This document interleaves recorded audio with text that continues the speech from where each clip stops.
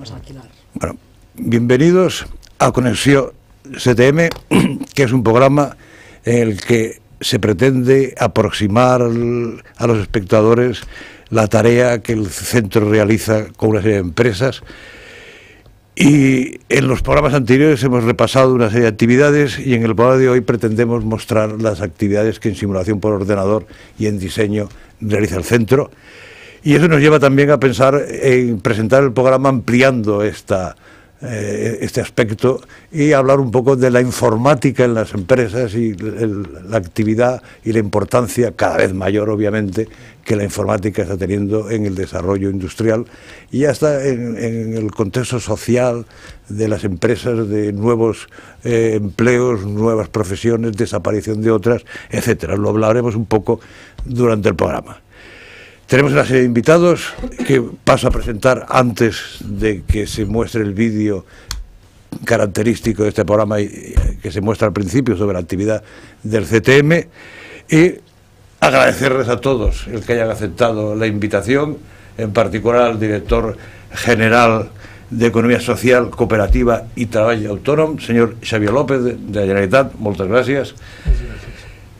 A continuación, ya nos visitas por segunda vez el señor Pere Casals, que es presidente de la Cámara de Comercio de Manresa, pero hoy estás aquí como gerente de Tecnium. Gracias. Sí, gracias a vosotros.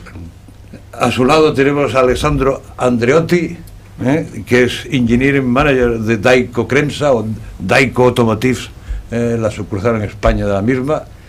Gracias.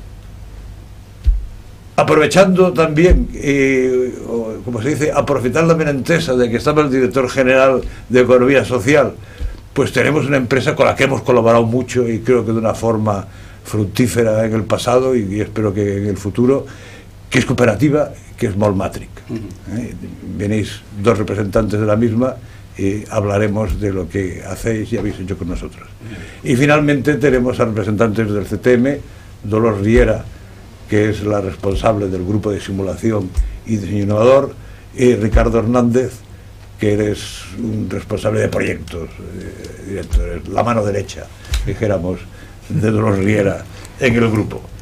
Bueno, dicho esto, pasamos a ver el vídeo preparado para este programa y luego ya nos centraremos inicialmente en una conversación sobre la actividad que desarrollas dentro de la Dirección General de Economía Social.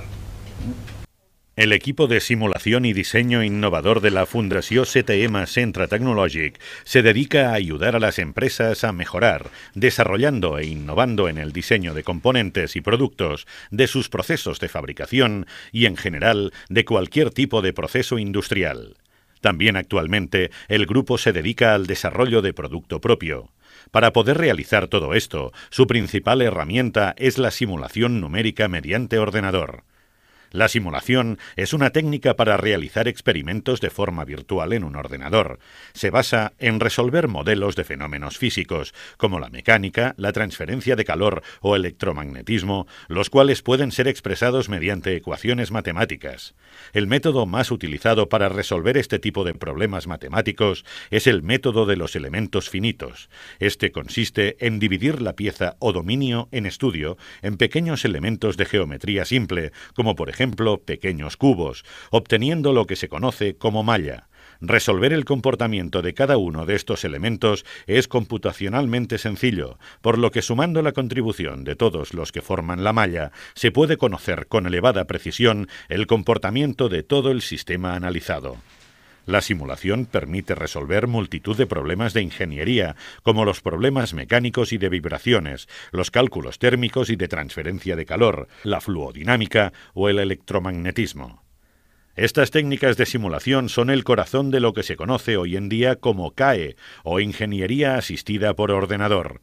El grupo de simulación del CTM dispone del más moderno software de simulación, lo que le permite afrontar con éxito la mencionada ingeniería asistida por ordenador. Como ejemplo del software utilizado por el grupo de simulación, destacan programas multifísicos, como el ANSYS o Abacus, que permiten resolver diferentes tipos de problemas, o programas muy específicos, como el Procast, orientado al llenado de moldes de fundición. Las soluciones que ofrece el grupo de simulación del CTM están orientadas a prácticamente todos los sectores industriales, especialmente la automoción, construcción, energía, salud, farmacia o productos de consumo diario.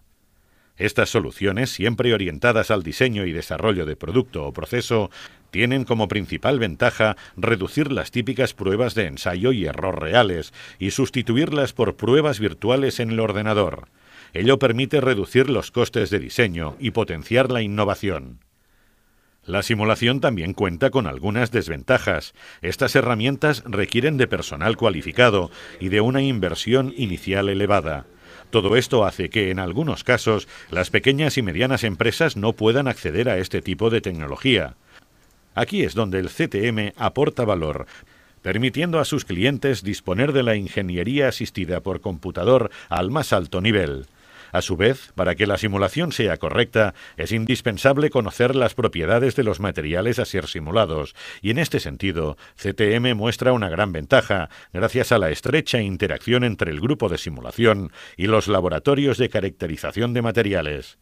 Por todo ello, el grupo de simulación y diseño innovador del CTM es un gran aliado para hacer las empresas más competitivas. Muy bien, pues hemos visto un vídeo en el que se muestra un poco la actividad que el CTM tiene dentro del campo de la informática aplicada a la empresa, que es quizá en el último eslabón del CAD/CAM/CAE. Ya hablaremos de ello a posteriori. Iniciaremos el programa manteniendo una charla con el director general de Economía Social de la Generalitat, señor Sebe López, y nos explica un poco la actividad de su departamento.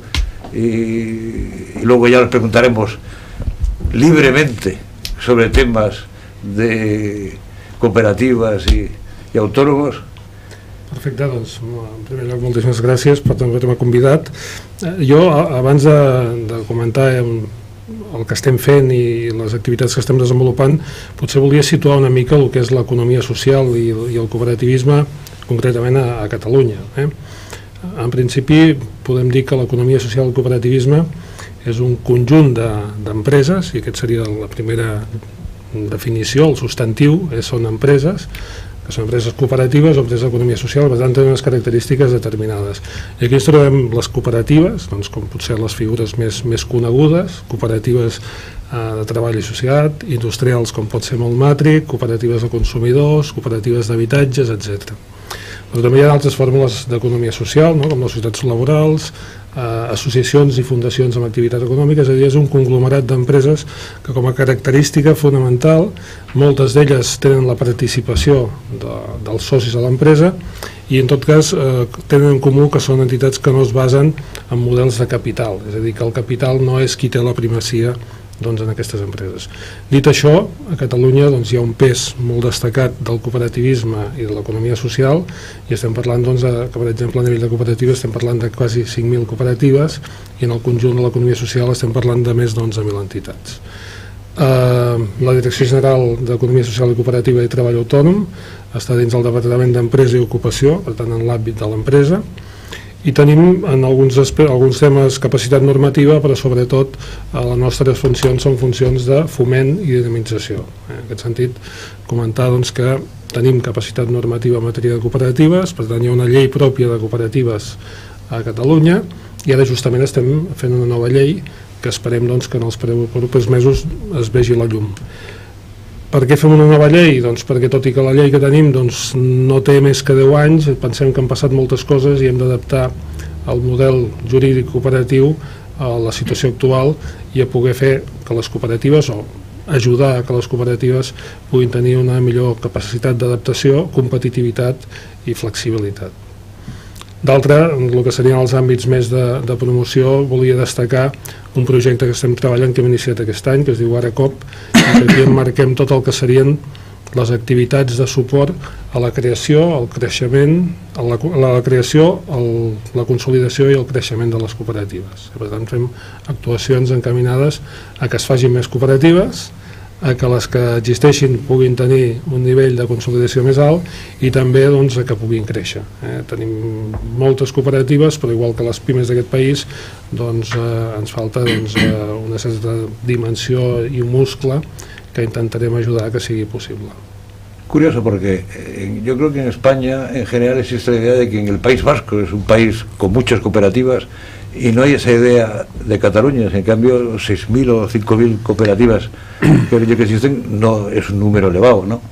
I no hi ha esa visió de que hi ha tantes cooperatives. Efectivament, a veure, no hi ha cap mena de dubte que al País Basc hi ha cooperatives no només pel nombre de cooperatives, sinó per la dimensió i el pes que té en el PIB del País Basc. Pensem que el País Basc és un país molt més petit que el nostre i el pes del cooperativisme i fonamentalment de la Corporació Mondragon és molt elevat, sobretot també perquè té un pes o ha tingut un pes en l'àmbit industrial amb marques més que conegudes, no? Evidentment el cooperativisme i l'economia social a Catalunya és d'entitats més petites en general i probablement està més atomitzat. El fet d'existir un buc insígnia ajuda a dimensionar i a visibilitzar també. A pesar de que hay un ejemplo de cooperativa industrial que hemos traído, la idea más extendida es que las cooperativas suelen ser agrícolas y que es más en el campo agrícola el que son efectivas. No sé si eso es así o cooperativas industriales. Jo diria que les cooperatives poden funcionar en tots els àmbits. La veritat és que, malauradament, cooperatives industrials a Catalunya n'hi ha poques, no n'hi ha masses. El sector agrícola és un sector on el cooperativisme té molt de pes, però en els sectors de serveis, en sectors d'atenció a les persones, serveis socials, hi ha un pes bastant destacat del cooperativisme.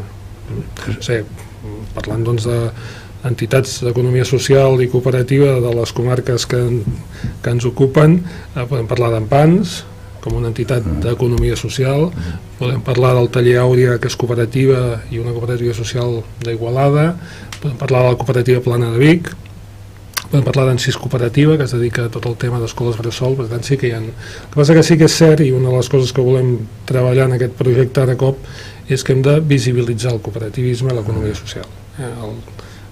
Efectivament es coneix poc. A mi m'agrada explicar a vegades que molts dies, o quasi tots, fem actuacions de compra o venda de serveis o productes amb cooperatives i potser senzillament no ho sabem. I ara puc posar uns exemples que poden semblar molt típics, no? Però potser ens llevem i ens mengem un iogurt de la Fageda i després anem al metge i som d'assistència sanitària col·legial, que és una cooperativa, després anirem a la farmàcia i perquè els medicaments estiguin a la farmàcia hi ha una logística que està feta per una cooperativa, després potser anem a Bacus a comprar un llibre. És a dir, hi ha moltes coses de la vida quotidiana que ens vinculen al cooperativisme i l'economia social, i això a vegades no es coneix. Un dels objectius per normalitzar, perquè el que volem nosaltres és normalitzar el cooperativisme i l'economia social, és que es conegui. Molt bé. Pues yo creo que es inevitable preguntar por Fagor y el efecto que la crisis de Fagor puede tener sobre el cooperativismo, sobre todo en su vertiente industrial.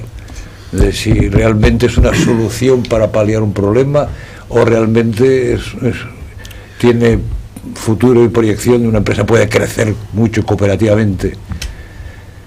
Bé, aquí jo crec que hi ha diferents aspectes, no? Un és que el cooperativisme històricament ha tingut un estigma de que quan una cooperativa fracassa el cooperativisme, i en canvi quan una societat anònima fracassa ningú es qüestiona que les societats anònimes no funcionen, no? Això per començar ho dic perquè en els mitjans de comunicació els primers dies de seguida van posar al manifest que la cooperativa, no?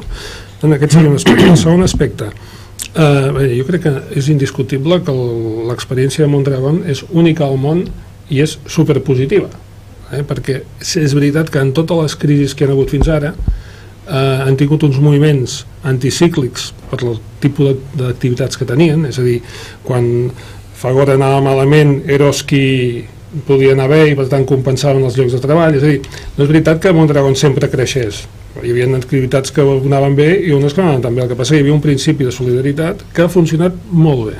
El que passa és que aquesta crisi ha estat molt diferent de les que han hagut fins ara, perquè ha sigut molt més profunda i molt més llarga. I en el cas de Fagor, a banda que no sé si en elements de gestió, decisions estratègiques més ben preses o més mal preses, hi ha un fet que jo crec que és objectiu, i és que Fagor estava en el sector electrodomèstic, de les neveres, un sector molt madur, un sector on aquí sí que l'escala era molt important, i justament Fagor, fabricant neveres, no ha fracassat perquè era molt gran, ha fracassat perquè era molt petit, perquè els seus competidors eren molt més grans que ells. Aquest és un aspecte. Segon aspecte, a tenir en compte, les neveres, fonamentalment, els últims anys, tenint en compte que Fagor tenia un mercat intern molt potent, es posaven als pisos i a les cases. Per tant, si no es venen pisos i no es venen cases, les neveres només es compren quan se t'espatlla la casa i un prou feines. Per tant, amb una caiguda tan bèstia, no ho dic perquè també a vegades quan es parla del sector immobiliari sembla que només siguin el totxo, no, escolti, en una casa hi ha molta indústria, per exemple, doncs, les neveres, no? Bueno, ells van fer una compra el 2007 d'una empresa francesa, Brand, per poder-se internacionalitzar, però bueno, el creixement extern no va compensar ni molt menys el mercat intern, que va caure, doncs, es va descalabrar completament, no? Per tant, la pregunta és dir, el model cooperatiu pot funcionar en el sector industrial? Home, jo crec que sí, perquè a més pensem que parlem de Fagor, i Fagor és una marca que té els electrodomèstics, però hi ha moltes més empreses del grup Mondragon que fan Fagor. Per exemple, Orona, en l'àmbit dels ascensors, és cooperativa, i va com un coet. Per què? Perquè evidentment no fan tantes neveres, tantes ascensors com es feien abans, ni molt menys, però van fer l'estratègia de comprar empreses de manteniment i fer els manteniments. És a dir, jo crec que sí que hi ha un espai pel tema industrial. Penseu que, per exemple, Mondragon ha tingut dificultats no només perquè estava exposada en el sector immobiliari a través del sector electrodomèstic, estava a la primera crisi de l'automoció, tenint moltes companyies que estaven subministres de l'automoció, i en el sector de distribució alimentària ven Eroski, i Eroski no ven els seus aliments a França i a fora, els ven aquí, i aquí el consum està com està. Per tant, en conjunt, tot i que és cert que ells ara estan fent anàlisis molt profuns de cap on han d'anar i com ho han de fer, però que han tingut mecanismes de contenció molt grans, no?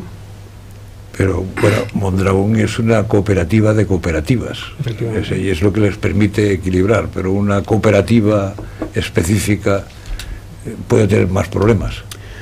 Sí, a veure, si em fan aquesta pregunta, jo soc un gran defensor de la cooperació empresarial i de la cooperació de cooperatives. De fet, en la meva anterior vida, no fa massa temps, justament vaig promoure i crear un grup cooperatiu, que és el grup CLADE, amb aquesta idea, que les cooperatives des del punt de vista sectorial poden tenir la seva activitat, però una cooperació entre elles pot ajudar a assolir coses que individualment no seria possible, i no en l'àmbit sectorial estrictament, justament en l'àmbit multisectorial, gestió del finançament, gestió de persones, gestió tecnològic.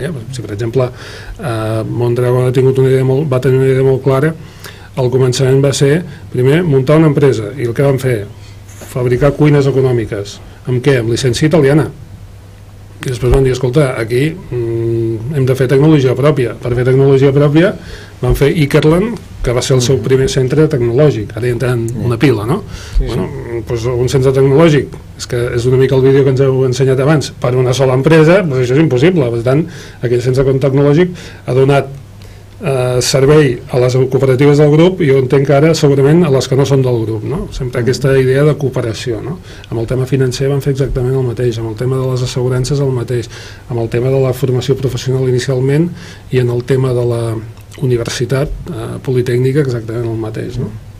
És a dir, tenir instruments de suport que cap de les empreses o cooperatives soles el podria tenir. Per tant, malgrat les dificultats, jo crec que el model si s'actualitza, si s'adequa, si tenim en compte que l'entorn actual és molt canviant i que les empreses han de tenir justament jo crec que un dels valors que té el cooperativisme, si s'aplica bé, és un dels elements que necessita com a claus l'empresa d'ara i del futur, que és la flexibilitat. O sigui, l'empresa ha de ser flexible, no? T'has d'adaptar als cicles com un guà. I una cosa és que ho facis només en les èpoques d'apretar-se el cinturó, i l'altra és que ho faci la cooperativa, que ho decideixen els seus socis i que ho faran ajustant-se el cinturó quan toqui, i desapretant-se el forat i tenint dret als beneficis quan calgui. Crec que a més en el cas de Molmatric, que segurament després ens ho explicaran, és un cas paradigmàtic d'això, de com una empresa s'adapta als cicles, i per tant quan les coses funcionen bé hi ha més disponibilitat no segurament pels socis, sinó per acumular capital, perquè quan les coses no van tan bé, no? Perquè les coses no sempre van bé, doncs puguis tenir fons propis per poder aguantar, no? Per tant, jo crec que com a model és un model que té elements de competitividad. En la actualidad que tantas empresas cierran, que algunas de ellas se transformasen en cooperativas, ¿sería solución? Porque no veo que muchas se transformen en cooperativas, cierran y cierran.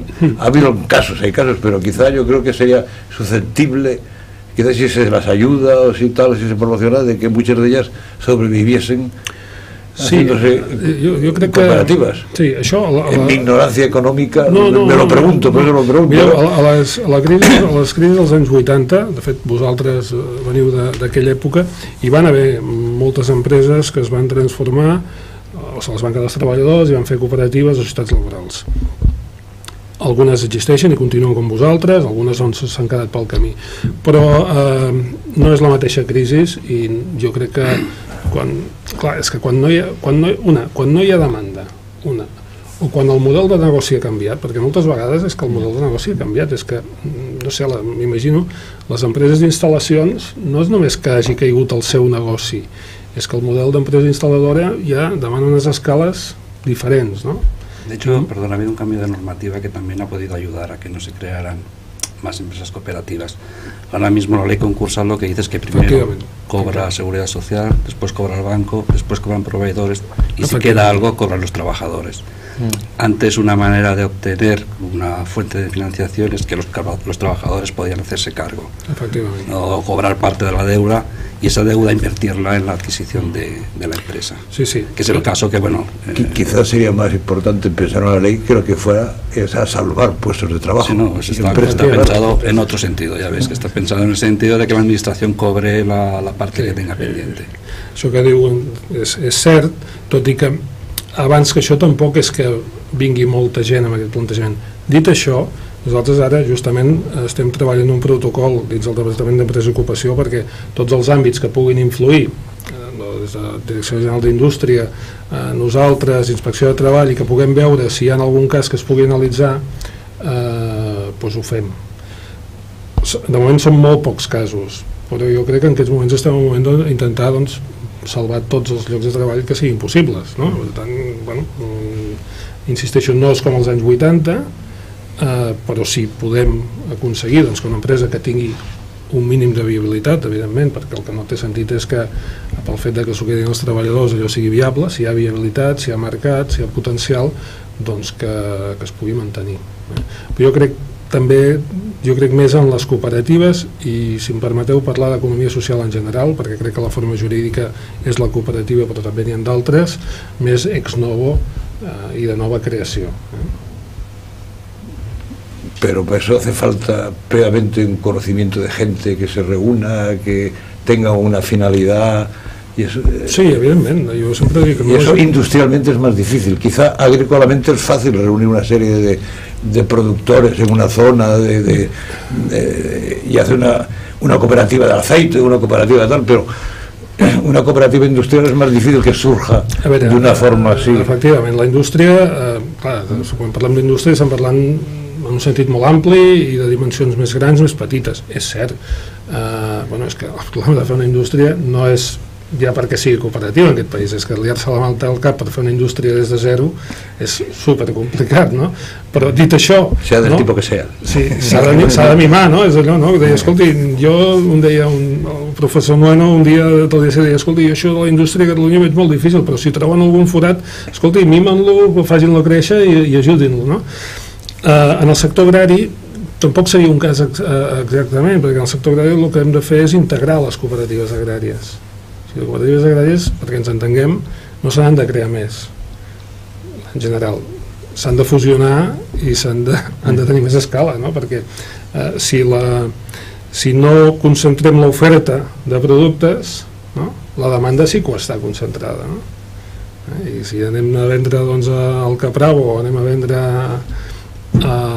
a bon preu o a qui sigui i anem cada cooperativeta petita i dius, no, escolta, ja li he entrat a Capravo, l'endemà què passarà? Doncs que anem a la cooperativa al costat i li vendrà un cèntim més barat, no? Per tant, o som capaços de concentrar, i això a altres països la veritat és que s'ha fet molt més bé, no anar gaire lluny. A França, per exemple, doncs que fa 100 anys sí que tenia sentit que cada poble tingués la seva cooperativa, però avui en dia el que cal és que si el que fem és, no sé, doncs en l'àmbit del cereal, doncs has de ser capaç d'agrupar al màxim l'oferta de cereal, no? I per tant seria o sigui que les estratègies no sempre són les mateixes. En aquest sector no seria tant crear noves cooperatives com que es concentrin, que funcionin millor, etc. En canvi hi ha altres sectors, el sector serveis sobretot, que són sectors no tan intensius, o fins i tot determinats sectors tecnològics, no? Que poden ser doncs, àmbits on el cooperativisme i la col·laboració i la cooperació no només hi ha des del punt de vista de forma jurídica, sinó de forma de treballar, perquè m'agrada distingir, no? I dir que la cooperativa és una forma jurídica, però que hi ha la cooperació que es pot donar en el cooperativisme, però que també s'ha de poder donar amb altres fórmules, no? En aquests moments ens estem trobant amb fórmules de treball que estan molt més avançades que les fórmules jurídiques, no? Autònoms que treballen en xarxa entre ells, que són una empresa de cara en fora però de cara endins, vull dir, és a dir, està més avançat l'organització del treball i d'aquestes empreses que el que és la legislació societària, no? Per què? Doncs perquè els emprenedors s'adapten a el que demana el mercat, no? I demana flexibilitat i demana determinades coses, no? Jo crec que veurem, la paraula de cooperació, de col·laboració, jo crec que està... De fet, abans ho estàvem plantejant, no? Escolta, cap de les empreses, probablement, o moltes de les empreses que estan col·laborant amb el CTM poden per si soles tenir aquests serveis. Escolta, doncs això és una fórmula de col·laboració. En aquest cas és un centre que ofereix serveis. En altres casos seran empreses, com el cas de Mondragon, que el que han fet és fer ells els seus propis centres doncs, per poder tenir uns serveis que si no no els tindrien, no? Jo crec que, tot i que aquí a Catalunya això és bastant complicat, no? Per una mica la idiosincràsia nostra, la cooperació, no el cooperativisme només estrictament, sinó la cooperació és una estratègia. O sigui, jo crec que la innovació i la cooperació són les dues estratègies claus, no? Per les empreses, per quines totes, no? Qualsevol. De fet, el cooperativisme, i acabo perquè si no vull dir més, en el cooperativisme fa 100 anys, el cooperativisme agrari, que es van fer les grans cooperatives, perquè va haver la filoxera, i es van haver d'inventar, van haver d'innovar, és a dir, trobar nous processos, noves maneres de fer les coses, i van haver de cooperar entre els pagesos, no? Per poder sortir d'aquella crisi, no? I això fa 100 anys, no? I ara diuen, què era allò? Quines estratègies es van aplicar? Dues, innovació i cooperació. Muy bien, muchas gracias. El mundo de los autónomos, por esta vez lo dejamos de lado, porque si ya la cooperativa da de sí mucho para hablar, de los autónomos a mí ya me parece complicadísimo y variadísimo y con vertientes muy amplios, creo que lo podemos dejar para otra oportunidad. Y gracias por... Gracias a vosotros. Y luego participa en toda conversación con entera libertad, como ya hemos participado un poco en tu parte. Pero, Casabas, ¿qué nos dices de lo que Tecnium hace y cómo Tecnium colabora con el CTM? Bueno, doncs...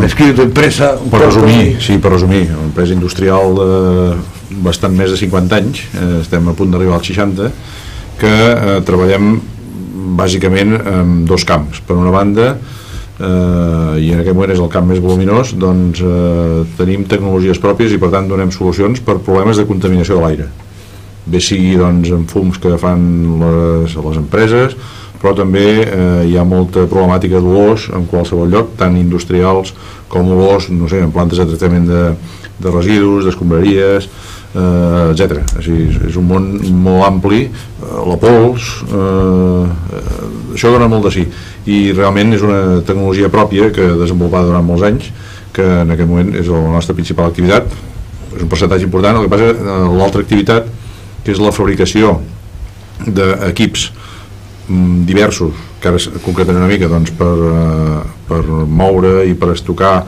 producte químic, producte corrosiu, doncs també és una dels camps on estem treballant. Llavors, bàsicament us concentro en dipòsits i equips fets en materials resistents a la corrosió, bàsicament en plàstics, però estem parlant de grans volums, dipòsits d'emmagatzematge de producte químic de gran volum, és una de les línies.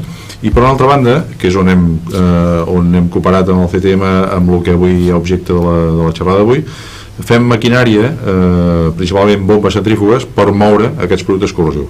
Una bomba això és molt conegut doncs, pel món de l'aigua, per exemple, doncs, agafes aigua d'un lloc i a través de la bomba, que és un aparell que gira molt de pressa, amb una turbina que gira molt ràpid, doncs el que fas és donar pressió amb aquest líquid per portar-lo a una altra banda. Això que és normal doncs, amb aigua i ho coneixem quotidianament, doncs això també s'ha de fer amb els productes químics, s'han d'agafar d'un lloc i portar-los a un altre, per un procés industrial, per exemple, o per un tractament d'una aigua contaminada que s'ha de descontaminar amb algun reactiu químic, doncs es necessita moure-la. Aleshores, com es fa això? Com ho deia abans molt simplificadament, hi ha una turbina que gira molt de pressa, que té una forma concreta, unes pales que amb aquest efecte de girar molt de pressa, el que fa és que en la part central crea una depressió, una succió, i per llavors a la perifèria hi poses un element que condueix tot aquest líquid que surt expedit per la força centrífuga del giro de la turbina i envia el líquid a pressió per un tubo que llavors tu el condueixes cap allà on vols. I aquí és on hem tingut l'experiència amb el CTM. No sé si vols que l'expliqui ara o vols que hi entri més endavant. Més endavant, quizá un poco la presentació del que fem. Estem treballant per tot el món, som més de 100 persones i dic tot el món, però no són tots els països del món, però sí els 5 continents, i intentem, el que passa que com a mercat el més important en aquests moments encara és Europa, i dic encara perquè els altres mercats van creixent i ja fa molts anys que exportem, des de finals dels anys 70 que estem exportant.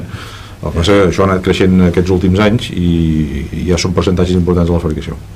Molt bé. Alexandro Andreotti. Sí. Daico Cremsa. Sí. ¿Qué nos cuentas de Daico Cremsa?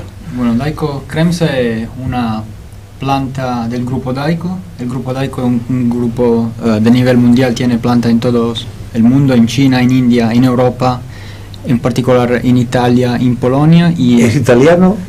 El nombre Daico significa Dayton Company. Entonces, Dayton es una ciudad de Ohio, en los Estados Unidos. Y después, bueno, los dueños creo que eran de los Estados Unidos y después cambió muchas cosas. Ahora, italiana y Estados Unidos, los dos. Bueno, Italia se está quedando con la industria del automóvil americana. Fiat ha comprado Chrysler y tal, o sea que lo malo es que se marchen de Italia para allá, pero sí, Fiat ha comprado Chrysler, pero ahora Chrysler. El mercado americano va mejor, entonces quizás Chrysler que está mejor que Fiat. Y la Daico produce componentes por los motores de coches y de camiones, tensores, correas y damper y puleas. En particular, aquí en España, en Cataluña, por ejemplo, producimos poleas y componentes por los dampers. Bueno, la colaboración con CTM fue importante porque por cumplir los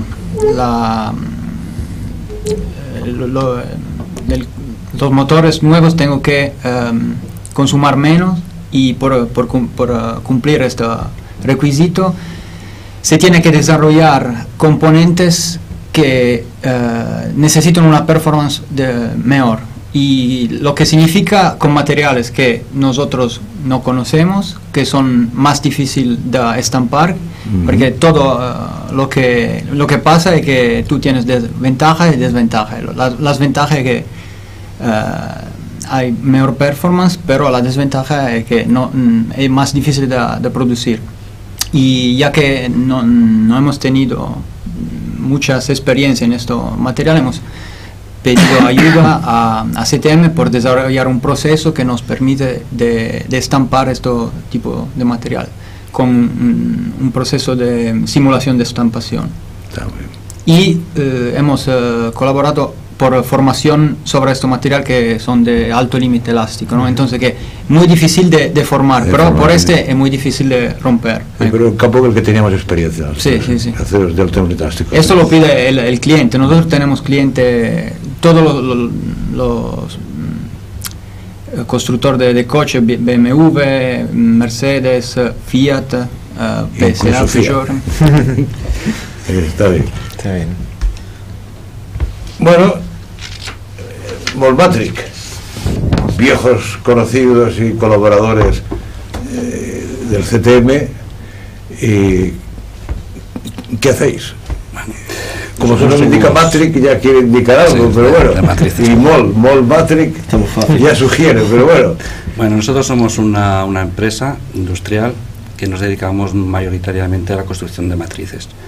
El origen es del año 82, estábamos en un taller en Pueblo Nuevo, en un pequeño taller, cuando la parte industrial todavía estaba dentro de la ciudad de Barcelona, y ya en el año 2000 tuvimos que cambiarnos a una nave mucho más grande, con más capacidad, porque veíamos que el camino que teníamos que llevar para seguir progresando es hacer troqueles cada vez más grandes, o sea, tener una maquinaria más grande que tuviera más capacidad en cuanto a mecanizados, en cuanto a fuerza de transporte dentro de la nave.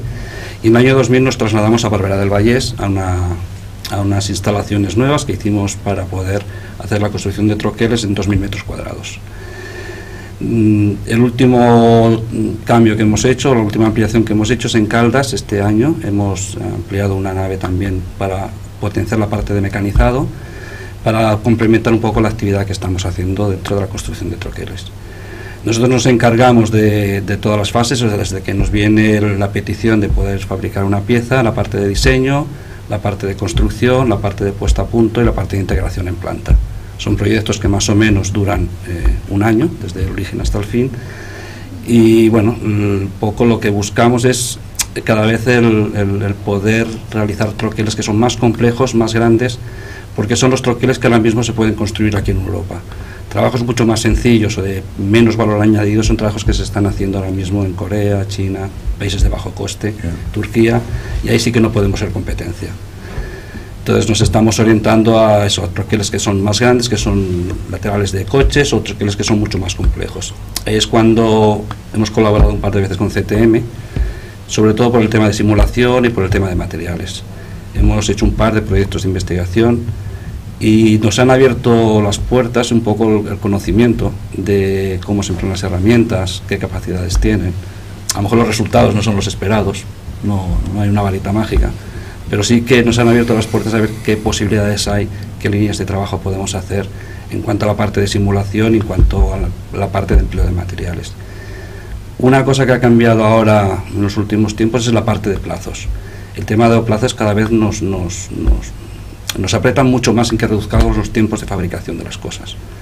Eso supongo que tendrá repercusiones financieras por una parte, o sea, empiezan mucho más tarde a entregar dinero para fabricar las cosas, y también les permite a ellos introducir más modificaciones cuando estás haciendo una parte de construcción. Y en eso la simulación es muy ágil, es muy rápida, te reduce mucho. Antes hablábamos que un proyecto de estos ahora mismo puede durar un año.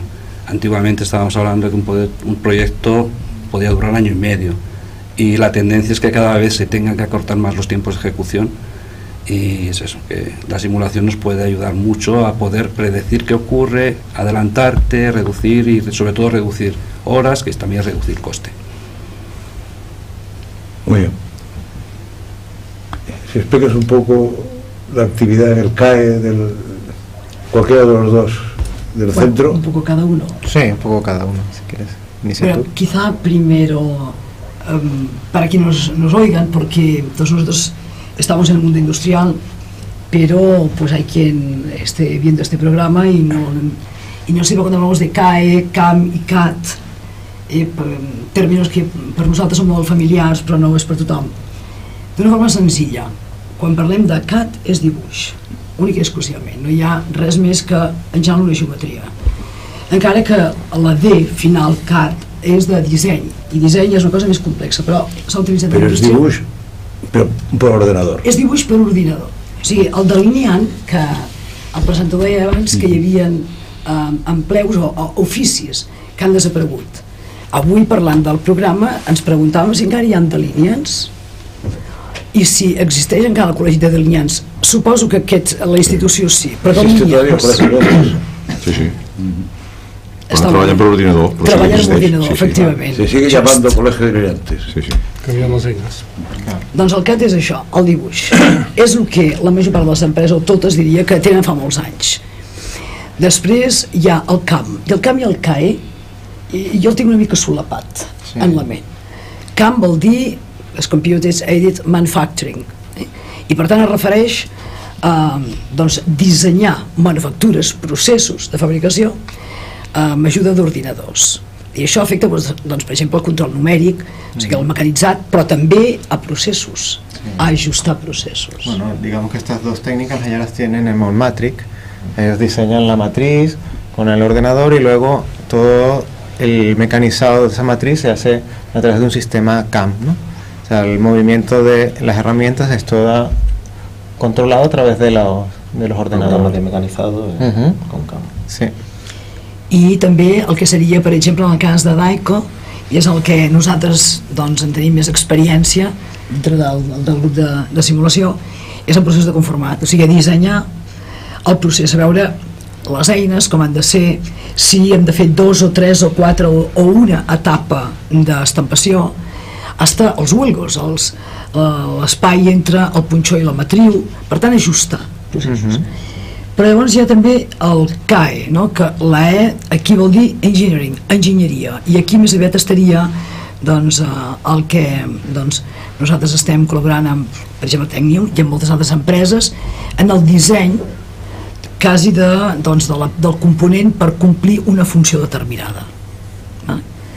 I per tant aquestes 3 eines són les que ja estan implementades, i potser el CAD i el CAM més. O sea que si no todo mal, para el CAE necesitas tener producto propio, porque estás diseñando un producto. Sí. Si el producto te viene ya dado por una empresa externa, entonces lo que empleas es el CAE y el CAM. Exacto. Pero el CAE ya te lo ha hecho otro. Sí. Podríamos decirlo de una forma simplista quizá, però sí, ho podríem dir així. Sí. Llavors les empreses potser, sobretot les empreses, les pimes, les petites i mitjanes, on deuen tenir més problema o poden tenir més problema per incorporar es el CAE. Es el CAE, que es, digamos, la tecnología más puntera, ¿no? Que es un poco lo que busca es integrar en un entorno virtual toda la realidad del diseño de una nueva pieza, ¿no? O de un nuevo componente o de un nuevo proceso. A través del ordenador pues tienes un mundo virtual donde puedes diseñar un proceso, probarlo, cambiarlo y ir innovando de forma mucho más acelerada a través de esa herramienta de ordenador. Yo les preguntaría, ¿la empresa, la PYME española es consciente de la potencialidad del CAE? Jo crec que si no l'expliquem amb exemples serà difícil que ho entengui, i per tant doncs, jo penso que aquí hi ha 3 realitats que ho hem fet servir, però jo crec que ho expliquem, perquè és que dit així a nivell teòric pot ser que algú pensi, i això per què em serveix a mi? Sona molt maco, però jo no sé per què fer-ho servir, no sé, jo... Algo que dijo antes es acortar tiempos de desarrollo de nuevos productos, o sea... Jo suposo que en el cas que en aquest sentit és molt elemental, perquè nosaltres eines informàtiques les fem servir des que hi havia fitxes perforades, que els més joves aquí no saben el que és això, però abans els ordinadors anaven amb fitxes i havien de foradar i després posar-les a dins. Això com les cintes aquelles. Però vull dir que a part d'això i a part de per la gestió, que això també és un tema molt desenvolupat, doncs dibuixar per ordinador fa molts anys que es fa, perquè això és molt pràctic i guanyes molt temps i és molt més fiable. Molts anys. Yo me acuerdo cuando estaba enseñando los delineantes. Sí. Però vull dir, les empreses, jo penso que les empreses industrials van començar a introduir les eines de dibuix per ordinador, almenys podem parlar de 15 anys o potser 20, vull dir que Déu-n'hi-do. Això no és res. Però vull dir, amb tecnologia això és una eternitat, per tant això és una cosa més que coneguda. Això va passar de 2 dimensions a 3 dimensions, tot això s'ha evolucionat, i programes que t'ajuden a dibuixar. En el nostre cas, per exemple, quan has de fer el que us deia, com que movem líquids, doncs hem de dibuixar traçats de tuberies, o hem de fer productes complicats i s'han de dibuixar que es vegin diferents perspectives, perquè a vegades és complicat, i doncs el 3D també t'aporta uns certs avantatges. Però no anava aquí jo. Després el pas següent, o el pas en molts casos simultanis, és per guanyar productivitat a la fabricació, doncs busques, dius, allò que has dibuixat i ho tens de manera digital, a veure si hi ha una màquina que ho pot entendre i ho pot fabricar, o pot fer una part essencial i complicada de la fabricació, i per tant, i fins i tot fer perfils molt difícils que fer-los a mà, necessites un artesà i mai li queda igual, doncs una màquina és capaç de reproduir-ho les vegades que vulguis i sempre fer-te de la mateixa forma. Doncs això per mi és el pas del CAD que dèieu vosaltres al CAM. O sigui, el CAM és traduir això que has dibuixat i dissenyat per ordinador, que hi hagi una màquina o un conjunt d'elements que ho siguin capaços de produir-ho. Llavors ve el pas següent, i us explico el nostre exemple, que penso per ser il·lustratiu, com segur que ho són tots els altres. Us parlava de les bombes centrífugues, que és un element que gira molt ràpid i que dona, doncs, aspira un líquid per una banda i li dona pressió per una altra. Esclar, això per fer-ho bé tu necessites tenir una màquina concreta amb unes mides concretes que faci, doncs, et doni un cabal i una pressió determinats. Això és el que requereix el mercat, tenir una gamma d'aquestes màquines, doncs, que tu puguis definir quin cabal dona i quina pressió dona, i per tant amb quina velocitat i fins a on et portarà el líquid. Això tenim a casa molts ordinadors, molts enginyers que són capaços de calcular-ho manualment, però fer un càlcul d'aquest manual és molt laboriós, pots estar molta estona, però per estar molta estona al final sempre acabes, com que són moviments complexes de líquids, sempre acabes fent un càlcul aproximat que et dona una idea de com hauria de ser la turbina, perquè després tu facis un primer prototip, la construeixis, un comportament medio, i facis un prototip. Llavors, quan tu fas aquest prototip i el poses en marxa i el proves amb un banc de proves, te'n dones compte que si volies arribar a 50 metres cúbics hora de cabal, doncs potser només arribes a 35 o 40. T'hi has aproximat però no hi arribes. I si vols una pressió de 3 atmosferes, doncs igual et quedes a 2,5. Dius, vale, ja he fet el prototip, he de revisar el disseny, tornem a recalcular, tornem a fer el disseny. Llavors pots acabar fent 3, 4, 5, 10 prototips fins a tenir, perquè després quan tu arribes allà on arribes, ja tens el cabal i la pressió que vols, dius, però a més vull que consumeixi el mínim d'energia. Llavors anem sense moure's del punt de treball, anem a mirar que no gastis tanta energia. Per tant, pots acabar fent una pila de prototips durant molt temps i molta gent dedicada a fer això. Pots estalviar molts passos si això ets capaç de simular-ho amb un ordinador, amb un programa de càlcul d'aquests que parleu ara avançats, i per tant això és el pas que vam fer nosaltres i vam dir, escolta, CTM, nosaltres no tenim experiència en fer això, voldríem a veure si teniu algun programa i teniu experiència en calcular el moviment de líquids a dins d'una peça que gira molt de pressa, per poder simular tot això que calculem manualment i amb calculadores i el que vulguis, però al final és una feina de moltes hores d'una persona, a veure si ho podem fer que un ordinador passi les hores que vulgui, però que es passi ell sol fent la simulació i al final ens pugui dir, doncs, que aquella forma que hem donat l'hauríem de modificar perquè no arribem allà on arribem. Per tant, ens podem estalviar 3, 4, 5 prototips i quan ens surt aquest disseny de l'ordinador, doncs ja tenim una aproximació que potser amb un o dos prototips ja arribem al final. Per tant, amb temps i en fiabilitat n'hem guanyat molt i hem anat molt més ràpid. Què fan aquests programes? Doncs això, allò que explicava el vídeo abans, doncs agafen el líquid i el disminueixen amb cel·les molt petites i van mirant com una goteta d'aquest líquid interfereix amb la gota del costat i al final és capaç de predir amb quina velocitat i amb quina força, diguem així simplificadament, aquesta partícula sortirà despedida de la turbina i per tant a quina pressió ens estarà donant la tuberia.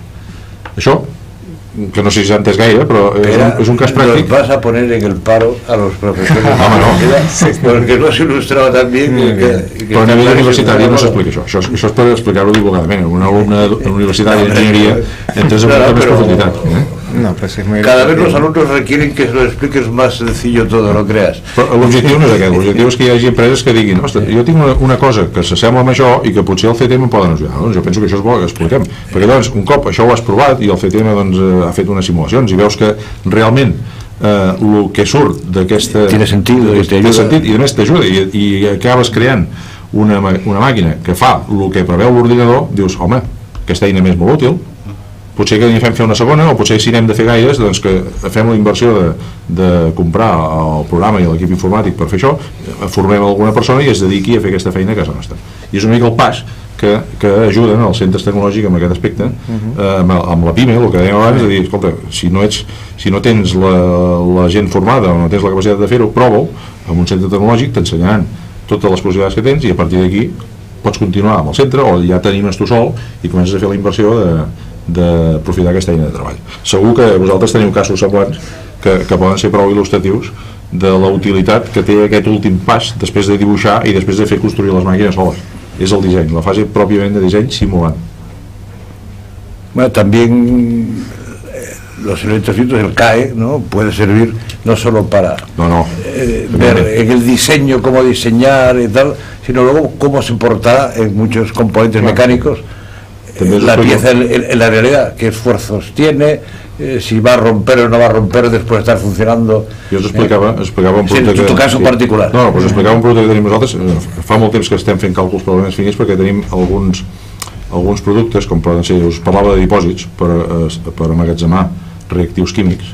Clar, un dipòsit fet en plàstic d'un volum que pugui ser alt com una casa i de 4 metres de diàmetre, que tingui doncs 100 milions de litros d'un àcid perillós, no et pots arriscar que es trenqui perquè està mal calculat i la pressió faci que la pressió del líquid faci que es trenqui, perquè allò faria un disbarat i podria fer molt mal, no?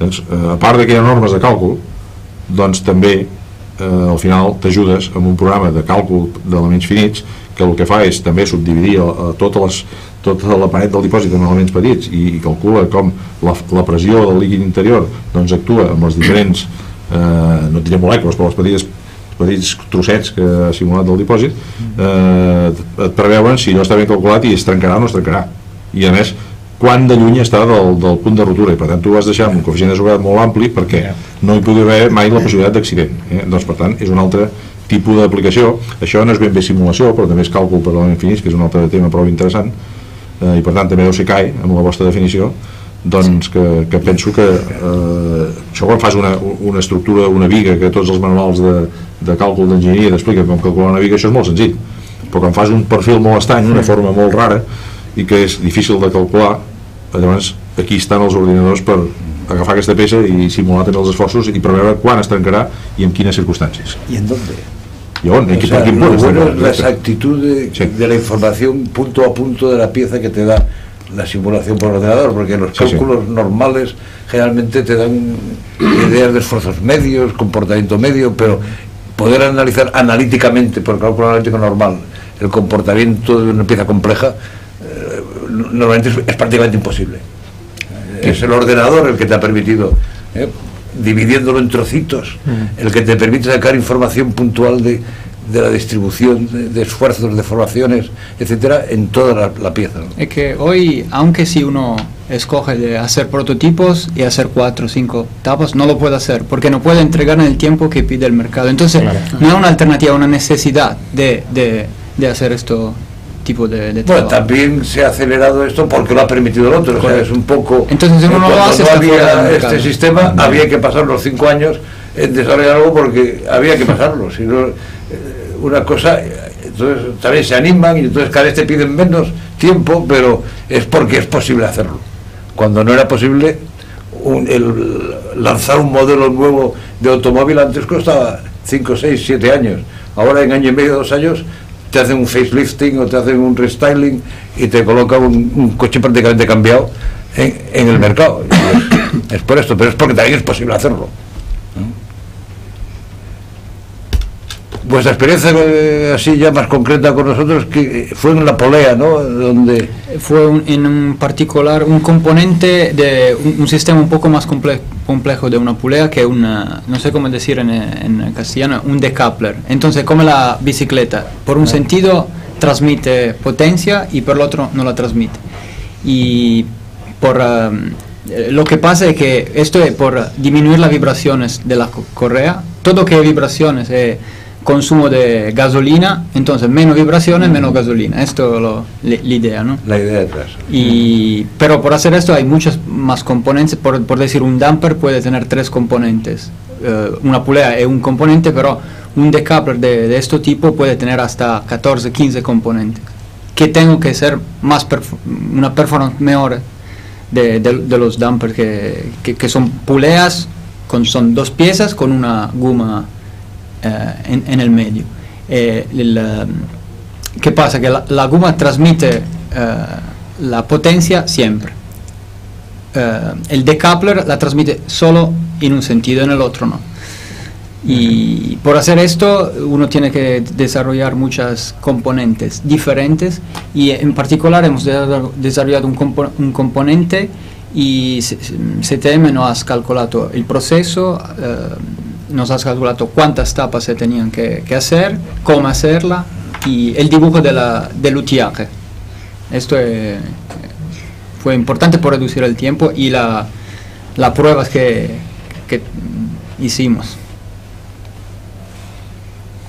Sí, la experiencia con Daico fue muy... Tú fuiste el que llevaste yo ejecuté directamente la simulación de Daico, y bueno, la problemática venía de un cambio de material. Daico estaba acostumbrado a trabajar con un material que no era suficientemente rígido o robusto para lo que necesitaban. Cambiar el material a un acero de alta resistencia, pues les implicaba pues todas estas pruebas, que podrían ser pruebas reales de construir una matriz, hacer la pieza, ensamblarlo y darse cuenta que no funcionaba, volver atrás y cambiar el diseño, hacer un nuevo utillaje, tener la pieza, y cuando vuelves a poner la pieza no funciona.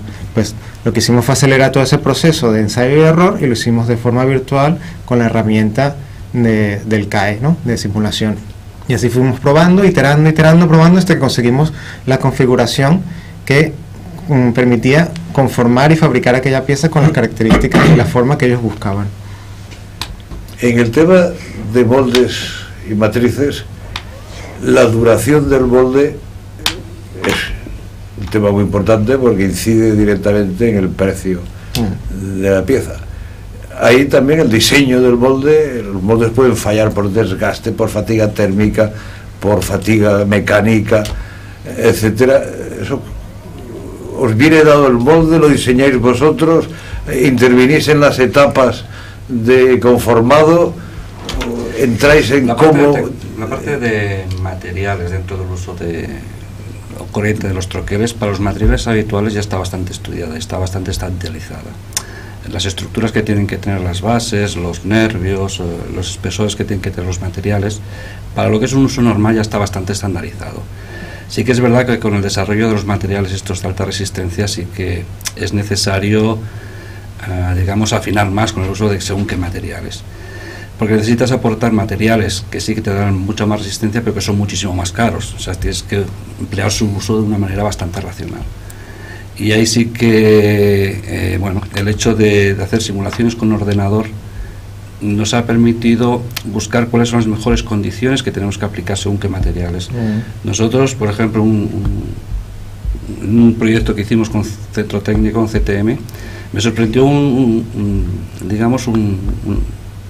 me sorprendió el descubrir o el dar con la clave de un problema que nos preocupaba, que era el tema de las tolerancias de corte.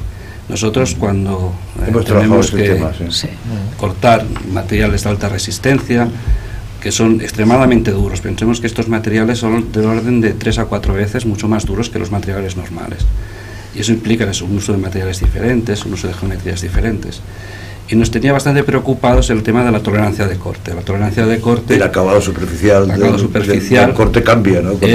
Es fundamental para que el troquel tenga una larga duración, trabaje en buenas condiciones y no tenga periodos de mantenimiento mucho más bajos.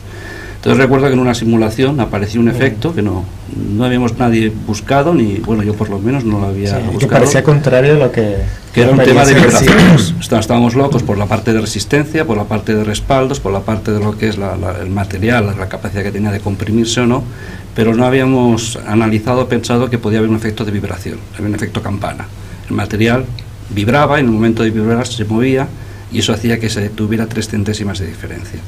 Esas 3 centésimas, a lo mejor en condiciones normales no pasaba nada, pero en aquel caso eran fundamentales para tener una buena calidad de corte. Desde luego que si no hubiera sido con una simulación, quizás no hubiéramos nunca llegado a pensar que ese efecto podría tener una magnitud suficientemente grande como para influir en el desarrollo. Nosotros la parte de simulación, sobre todo la aplicamos más en la parte de diseño de troqueles, por la parte de geometrías, por la parte de deformación. En la parte de predecir roturas, De hecho, hace que la llevamos empleando, de hecho, de unos 4 o 5 años que ya estamos empleando, primero de una manera mucho más discreta y después la vas desarrollando más. Y de hecho ahora estamos planteándonos ya el incorporar la herramienta dentro de nuestra propia oficina técnica. Hasta ahora era un servicio externo, empleábamos o bien Abacus con CTM, Autofor, PAMSTAM, y ahora estamos pensando en incorporarlo dentro de nuestra propia oficina técnica para los casos normales. A lo mejor no podremos cubrir en origen un caso mucho más complejo, pero sí tener el servicio dentro, por la parte de agilidad, rapidez y dar respuesta a eso. Te piden a veces una consulta, si es posible hacer algo, con qué fuerza hay que hacerlo, qué esfuerzos tiene que tener, y tenemos que ser capaces de poder dar esta respuesta lo más rápido posible. Y ahora estamos justo en esta fase de intentar incorporarlo dentro de nuestro... Eso es interesante, ¿no? Que las pequeñas empiecen a incorporar el CAE también dentro de... o sea, que le ha costado mucho más, o le está costando mucho más penetrar al CAE que al CAD/CAM. Mi punto de vista es ese, es que si no tienes un producto claro propio que tenga que ser competitivo y tengas... si el producto te viene definido de fuera, no tiene sentido tener CAE. Pero esto es frecuente. Nosotros nos encontramos ya que es muy habitual que empecemos con una empresa a trabajar en la simulació d'un camp i que al cap d'un any i mig, 2 anys, aquella empresa et demana que li transmetis la tecnologia, que li passis la tecnologia que volen aprendre perquè ho tenen a casa. I a nosaltres ens agrada. Nosaltres no tenim cap interès en mantenir-se sempre fent el mateix. La cosa que, bueno, quan ja ho tens provat, ja saps com va, està validat per l'empresa, el que volem és passar-los amb l'empresa. I per tant, doncs, cada dia més tenim empreses que l'última fase, l'últim apartat de l'oferta és el transferir la tecnologia, el posar-los a punt el càlcul per a l'incendis, inclús acompanyar-los en l'elecció d'un software de càlcul, doncs això que, doncs mira, per això ves bé Abacus o PAMSTAM o el que sigui, donar-los el consell, inclús ens posem en contacte amb les cases que subministren el software i els hi posem a punt i els hi fem, doncs, inclús una hotline durant un temps, tant en processos, en simular processos, com per exemple doncs, en materials estranys com els elastòmers, que són molt difícils de simular bé, i que requereix un coneixement del material i una simulació molt delicada, i una crítica també molt ferotge cap al propi càlcul. Doncs això, acompanyem a les empreses que mica en mica vagin fent-ho elles i nosaltres fem coses noves. I per tant, per nosaltres la transferència de la tecnologia és fonamental. No volem quedar-nos amb cap cosa perquè no és secret, i a més a l'empresa li convé tenir-ho perquè és molt àgil. Si ens ho ha d'encarregar, truca, encarrega l'oferta, això és llarg, i en canvi a casa el que passa és que sí, hi ha d'haver una persona, unes persones al davant molt experimentades que ho deixin tot i es puguin dedicar a fer això. Como decimos los que trabajamos en este campo, el PC siempre da colores. Ahora, interpretar los colores y que eso responda a la realidad, o sea, validar los resultados es una parte fundamental. ¿no? Sí. Con lo cual también requiere personal que conozca el fenómeno, que conozca lo que pasa, que lo pueda interpretar bien. Sí, sí. Sí, esto junto con el otro punto muy importante es conocer las propiedades del material. El programa es un programa tonto. Tú tienes que interpretar lo que te está diciendo y tienes que decirle lo que tiene que hacer. Y una de las cosas de decirle cómo hacer las cosas es qué material es el que está dentro del componente que vas a simular. Y muchas veces, pues materiales novedosos, pues no se conoce su comportamiento. Y yo creo que un punto fuerte que tenemos en CTM es que colaboramos estrechamente con los laboratorios donde se caracteriza el material. Entonces, un problema que llega a simulación con un material nuevo que no sabemos cómo se comporta, pues bajamos al laboratorio, hablamos con mi compañero que usa la máquina para decirme cuáles son las propiedades mecánicas y estamos colaborando directamente. Así cuando yo voy a la simulación, pues tengo un conocimiento mucho más amplio de cómo se comporta el material. És una cosa que crec que és molt important. I petits equips experimentals. Si tenim una premsa i si hem de fer simulació de tall, doncs tenim una desbobinadora i allà fem milers de talls i anem traient l'eina de tant en tant al truquel i anem mirant com es desgasta i mirem la simulació i la comparem amb la part experimental. Està passió en calent. Doncs, com ja sabeu, perquè ho vam fer conjuntament, nosaltres tenim també capacitat de poder treballar estampant a 800 graus i mirant si la simulació que estem fent doncs és idèntica i té els resultats iguals o similars als de la part experimental. Per tant, nosaltres som simuladors conscients de que s'ha de validar l'eina i s'ha de contrastar amb el detall, perquè ens podem equivocar amb moltes coses, amb molts punts del propi càlcul, i induir errors que fan que el resultat no tingui cap sentit. Bueno, desgraciadamente hemos llegado al final del programa. Solo me queda, hay para hablar mucho más y volveremos a hablar del tema de la simulación más adelante. Me queda agradecer la presencia de todos ustedes y quizá pues nos volveremos en otros programas a encontrar y seguiremos hablando de la tecnología, la innovación y el CTM y las empresas. Muchas gracias.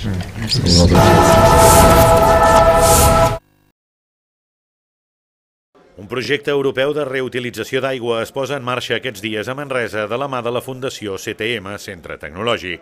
Es tracta d'un gran projecte de recerca i desenvolupament europeu que compta amb la participació de 27 organismes punters en tecnologia i recerca de l'aigua i amb un pressupost total de 10,5 milions d'euros. La importància del projecte radica en que és un projecte demostratiu de reutilització d'aigua. El que hem de fer és demostrar que la regeneració i la reutilització d'aigua és possible, la qual cosa és molt important perquè allibera recursos convencionals d'aigua i, per tant, augmenta la disponibilitat d'aigua en zones del Mediterrani o en zones estressades hídricament. Zones estressades per la indústria, per alta població o inclús pel turisme, o també l'agricultura, com és el cas de Catalunya. El seu principal objectiu és incrementar la disponibilitat d'aigua a partir de la superació de les principals barreres tecnològiques, socials i econòmiques que limiten la implantació d'esquemes de reutilització d'aigua. El principal objectiu del projecte DemoWare és una miqueta superar les barreres actuals per a la implementació de la reutilització de l'aigua a nivell europeu. Barreres que són tècniques però que també són econòmiques, socials, etc.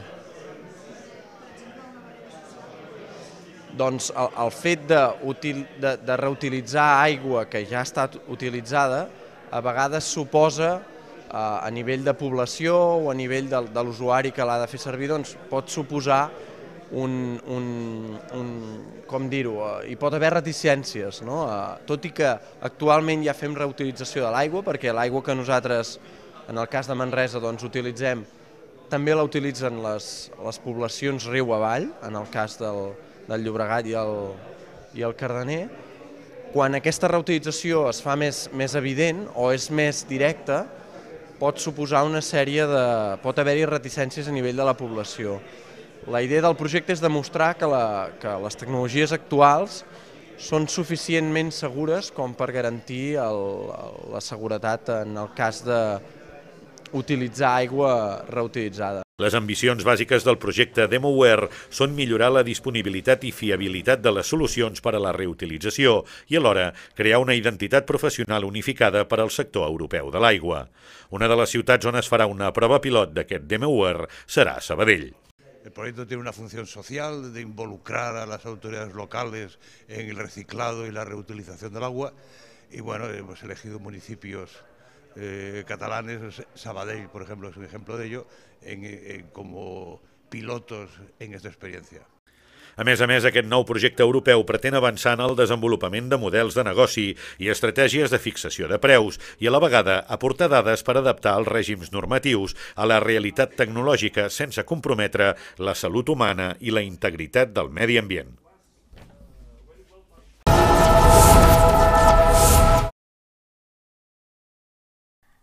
La Fundació CTM, Centre Tecnològic IAIAS, Asociación de Indústries de Acabados de Superfícies, organitza per aquest 12 de febrer una jornada per donar a conèixer les característiques d'una família extensa de recobriments de carboni amorf, quines propietats poden modelar-se en funció del percentatge relatiu d'enllaços de carboni amb hibridació SP3, diamant i SP2 grafit, el contingut d'hidrogen i el dopatge amb certs elements metàl·lics. L'objectiu de la jornada comptarà amb ponències impartides per usuaris i experts de l'àmbit acadèmic, tecnològic i industrial. Intervindran diferents ponents que parlaran de les diferents tecnologies en recobriments, tecnologies, mecanització d'alenacions aeronàutiques implantologia dental, matriceria, motllos, sector tèxtil, tot un dia per mostrar el cap d'aplicacions dels recobriments DLC que s'extén en diferents camps. Serà el 12 de febrer a la Fundació CTM, Centre Tecnològic de Manresa, organitzada per la Fundació CTM i per AIAS, Asociació de Indústries de Acabados de Superficies.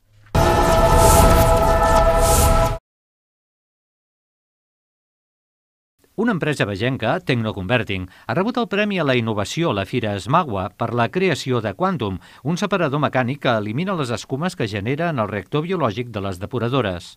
El premi va ser lliurat per Smagua al 21è Saló Internacional de l'Aigua i el Rec, que es va celebrar del 4 al 7 de març al recinte de Fèria de Zaragoza. Per l'empresa, aquest reconeixement és un mes que s'apunta al seu haver i que esperona seguir investigant en col·laboració amb partners adients a cada projecte. En aquest cas, el producte s'ha forjat amb la col·laboració de CTM, Centre Tecnològic i Aigües de Manresa, que ha permès fer-ne les proves. Obtenir el premi 2 vegades consecutives considero que és molt important i és un reconeixement a la tasca que fem en innovació i desenvolupament de producte. És un element molt concret que el que fa és eliminar les espumes filamentoses que generen el reactor biològic de les depuradores amb un procés innovador que fins ara no hi era, i han participat tot el departament d'I+D de Tecnoconverting i és un projecte que fa 2 anys i mig que dura amb la col·laboració d'Aigües de Manresa i del Centre Tecnològic de Manresa. El producte, innovador, consisteix en un separador mecànic d'escumes sense eliminació de microorganismes que millora l'eficiència energètica del reactor biològic de les depuradores. Tecnoconverting exporta moltes de les seves produccions fins al punt que el mercat exterior s'ha convertit en prioritari a l'hora de dissenyar nous productes. Es dona la paradoxa que avui en dia Tecnoconverting exporta al mercat alemany un model de decantador per tractar més cabal d'aigua que fa 40 anys van crear ells mateixos, els alemanys. Tecnoconverting s'està consolidant sobretot amb l'exportació, amb el disseny d'equips de decantació, sobretot en altres països com és per exemple el nord d'Europa, Alemanya i també tota la zona de Sud-amèrica. I això penso que és un nou repte per nosaltres que ens ajudarà a afiançar-nos més en el mercat. Des de Fèria Zaragoza, el seu director general valorava aportacions com la premiada de l'empresa vegenca, que donen relleu a un certamen internacional que aposta per innovar i fer-se un lloc encara més gran a l'univers de la cultura i el negoci de l'aigua i dels productes vinculats. Es un sector altamente cualificado y altamente tecnificado, por eso hemos querido tener este reconocimiento. Aparte de eso, además, hay muchos proyectos de desarrollo y también tenemos un apartado, no solo es el tema de los premios, sino un apartado donde 9 universidades de España, con 8 proyectos o 9 proyectos muy importantes, les hemos dejado un espacio para que esos proyectos los divulguen y para que, digamos, encuentren los partners empresariales que necesitan para la puesta en práctica. De ahí, vuelvo a repetir, pues ese gran interés en innovación y en la necesidad de innovar constantemente para afrontar los nuevos retos y, desde luego, todos los desafíos que este mercado concreto y tan importante tiene. A la Fira de Saragossa hi havia força representació d'empreses catalanes relacionades amb el sector de l'aigua i també de la Catalunya central. L'usonenca Saibo, de Sant Hipòlit de Voltregà, aporta solucions pel transport, dosificació i emmagatzemament de productes sòlids, relacionat també amb els purins. Nosaltres el que som una empresa que ens dediquem a gestionar sòlids, però esclar, en el sector de l'aigua, pel seu tractament, necessitem aportacions d'alguns sòlids, des de carbonats en plantes depuradores o tractaments de fangs al final del procés, diguem-ne, de neteja de l'aigua. I per això estem aquí, però tot i així, la vinculació amb l'aigua és per aportar-hi sòlids d'alguna manera o altra. Saibo, tot i dedicar-se al transport de sòlids, manté estreta vinculació amb la gestió de l'aigua. Els seus clients van des del sector de l'enginyeria fins al constructiu. Bàsicament, el nostre client són enginyeries i gent que fa tota la planta de procés. Normalment el client final és la constructora o l'adjudicatari de l'obra, però el que ha de conèixer el nostre producte és l'enginyeria que fa aquest procés. Durant els dies de la fira es calcula que unes 30.000 persones han passat per Saragossa, una xifra similar a la de fa 2 anys, ja que la fira és bianual. Pel que fa a expositors, la crisi n'ha reduït la quantitat i l'organització s'ha vist obligada també a limitar els espais expositius.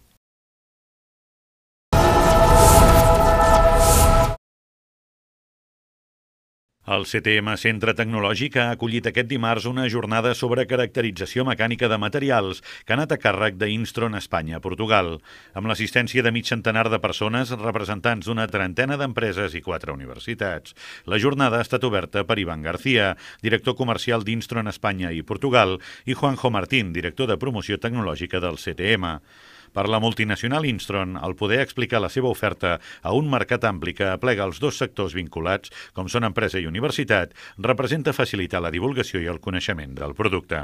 Intentar, doncs, a través de divulgació tècnica, apropar-nos als nostres clients i donar-los una imatge d'una empresa que és capaç de donar-los resposta a les seves necessitats i estar allà, doncs, no únicament en el moment de la compra d'un equipament, sinó també per ajudar-los en el que és la formació i el coneixement tècnic que acompanya tota aquesta sèrie d'equipaments i instal·lacions. Pel director de promoció tecnològica del CTM Centre Tecnològic, aquestes jornades que s'organitzen amb diferents partners, a més de conèixer el producte o els serveis que es presenten, permeten mostrar les noves instal·lacions i els serveis del CTM a possibles clients. Mostrar a les empreses no només una tecnologia per un proveïdor, com en aquest cas Instron, d'equipament de laboratori, que pot ser afí a la seva activitat, sinó també mostrar l'activitat de CTM, el que fem en quant a recerca, el que fem en quant a serveis que podem oferir a l'empresa, més bàsics a laboratori, però també serveis més a consultoria tecnològica, serveis més avançats,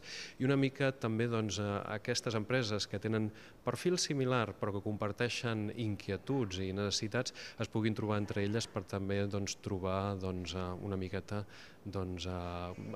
vies de col·laboració a nivell tecnològic i fins i tot comercial.